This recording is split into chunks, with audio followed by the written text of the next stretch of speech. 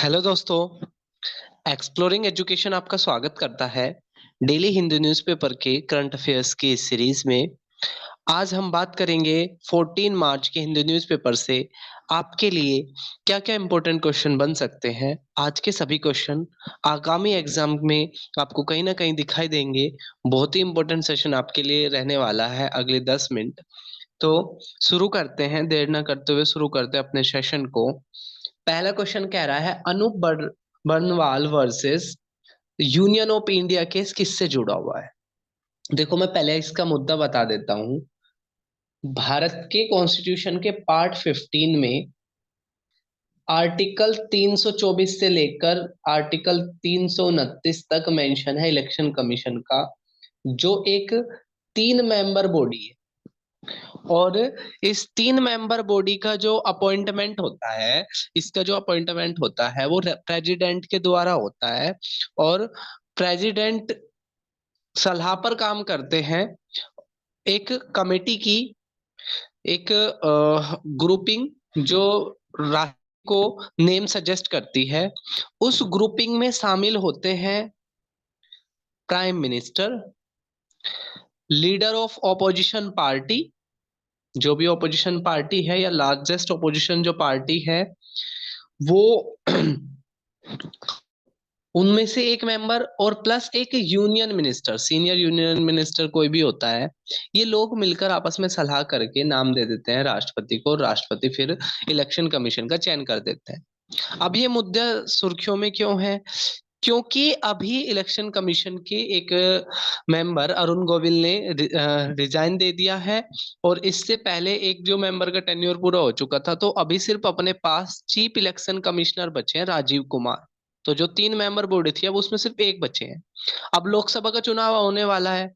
अब जो बाकी 2 डिप्टी इलेक्शन कमिश्नर है उनका अपॉइंटमेंट होगा। तो अभी जो एनजीओ, एक एनजीओ ने, एडीआर करके एक एनजीओ है, उसने अभी सुप्रीम कोर्ट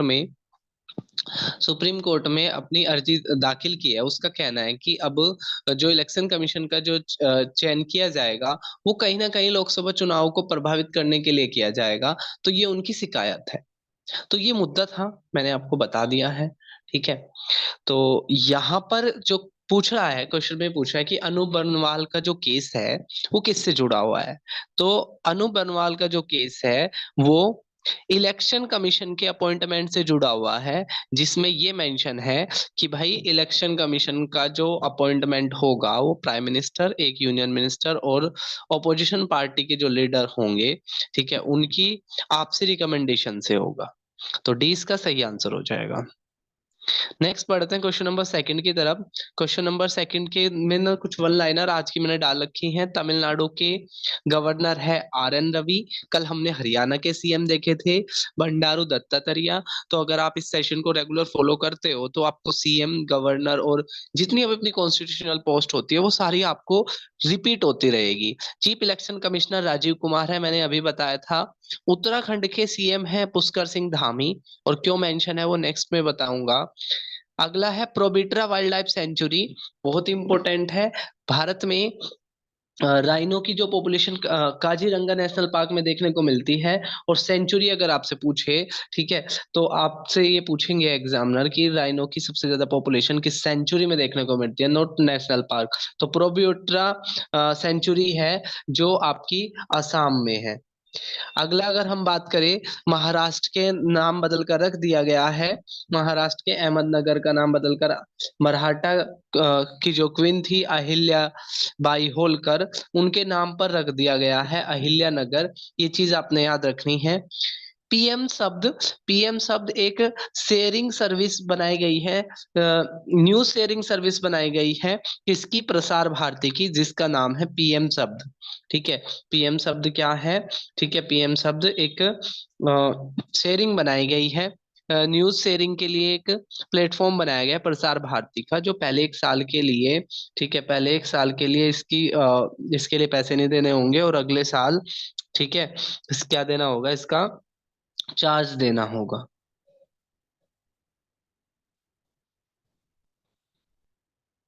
नेक्स्ट अगर हम क्वेश्चन की बात करें, सेबी जो भारत के जो स्टॉक मार्केट वगैरह का जो रेगुलेटर होता है सेबी, उसके चेयरपर्सन मधाबी पुरी है।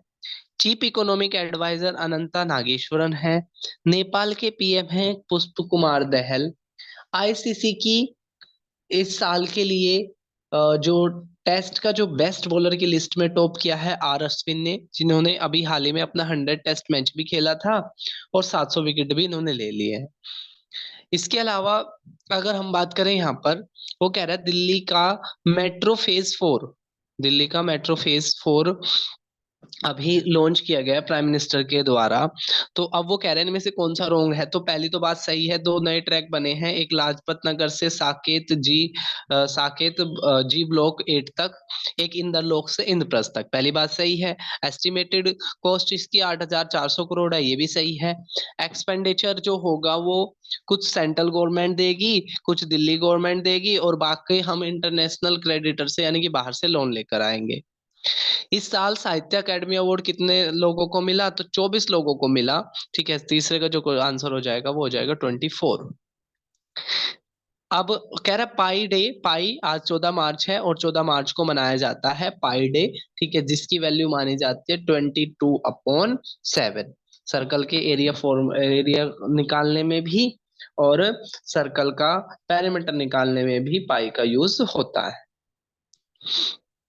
नेक्स्ट अगर हम बात करें क्वेश्चन नंबर 5 की तरफ।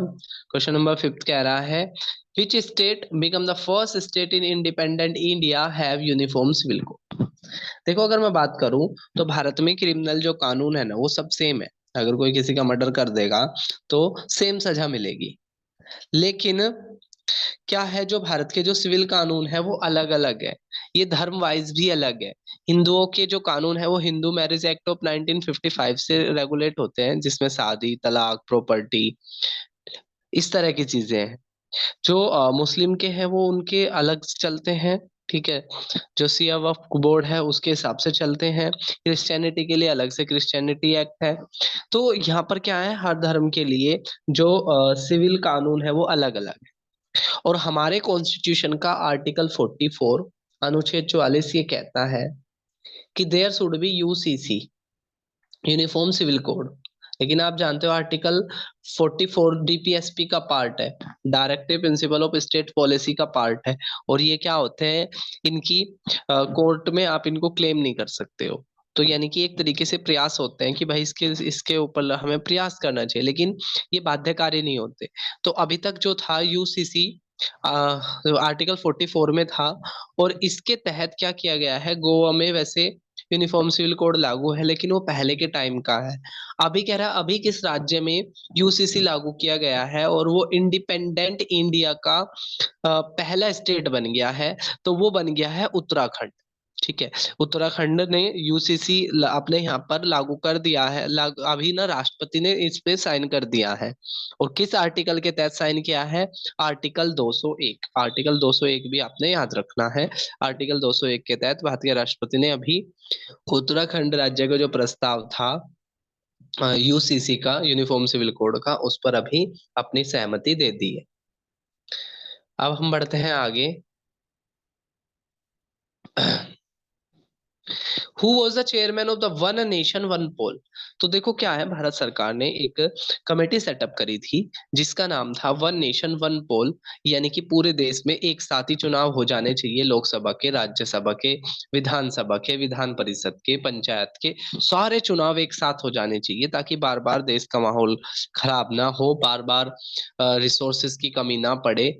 ठीक है, तो अब क्या है यहाँ पर, इस कमेटी के हेड कौन थे। तो बेसिकली क्या है, जितने भी ये मेंबर लिखे हैं ना, सारे कमेटी के अंदर थे। लेकिन इसको चेयर कर रहे थे भारत के पूर्व राष्ट्रपति रामनाथ कोविंद जी। इसके अलावा भारत के गृह मंत्री अमित शाह भी इसमें शामिल थे। 15th फाइनेंस कमीशन के चेयरपर्सन एन के सिंह भी थे। और सोशल रिफॉर्मर सुभाष कश्यप थे। और हरीश साल्वे जो आपके एडवोकेट थे। तो ये सारे मेंबर ऑलरेडी इसके क्या थे, मेंबर थे इस कमेटी के।